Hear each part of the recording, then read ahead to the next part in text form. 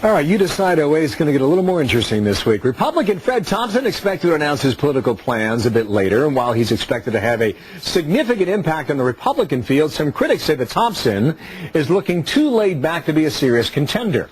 Legit? Bob Beckel, Democratic strategist, Fox News contributor, Tammy Bruce, syndicated radio host, and a Fox News political analyst, and welcome to both of you. Thank you, Bill. Hi, guys. Tammy, ladies first. What kind of a candidate will he make? Well, I think it's going to be interesting. It's nice that he's taken some time off from trying to decide whether to run to actually deciding to tell us that he's deciding to run. Don't you think he decided months ago? Well, you know, words, though. But you know, here's the interesting thing, though. There's some complaints with the Newsweek cover, especially that whether or not he's lazy or not. And frankly, I think it's a step up. What did the Newsweek cover say? Lazy like a fox? And why? Well, I think it's because things like photographs of him in Gucci shoes and perhaps riding around in a golf cart, but I do think it's a step up to have a president perhaps riding a golf cart instead of an intern, but maybe that's just me. Now, in the meantime, here's the bigger issue. Now, I'm at this point, I'm a Giuliani girl. And in the meantime, what Fred Thompson's biggest issue is the fact that he does not look, in my humble opinion, healthy at this point. He looks, he's lost weight. He does look haggard. And while health issues that you can overcome, whether it's prostate cancer or dealing with issues of lymphoma, you can overcome those things. Americans do all the time. And you're not giving him good chances, are you, Tammy? Well, listen, appearance isn't everything, but we do need a president. Mitt Romney's got a great commercial that's running of him looking incredibly fit. I'm not going to vote for him, but I think that's important in a presidential candidate. All right, let me get to Bob. Yeah. We brought you in. Go ahead, Bob. I'm still trying to get over the intern line. So I bet you are. For a second. You know, I'll tell you something about Thompson. First of all, expectations that were supposed to be so high for this guy have been lowered a lot because he's waited this long. One.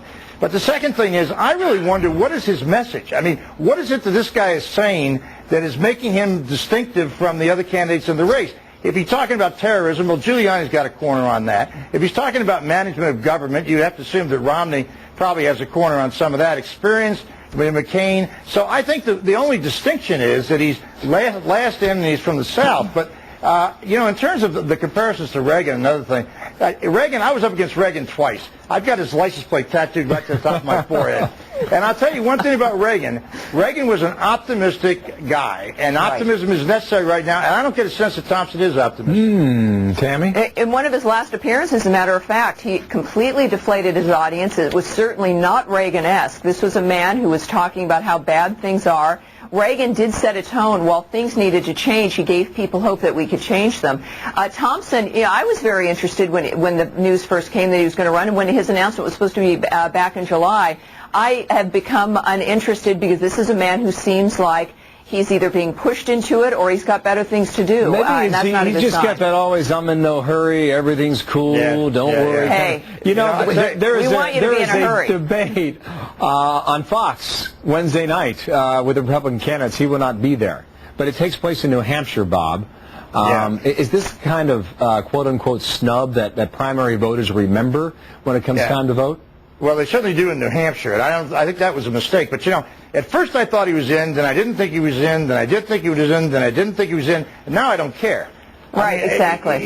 You sort of get the sense that this build-up was so big, and then it's slowly but surely, and let's face it, the average voter is not yet focused on this race. That's correct. True. But the insiders still, the people that set the tone, the message about the campaign, have all of a sudden ganged up against Thompson. I think he's going to have a rough kick out of the box. Thank you, Bob. Thank you, Tammy. We'll see how he does. Happy Starting Labor this Day. week. You got it. You guys as well. Thanks for coming in today. Thank you.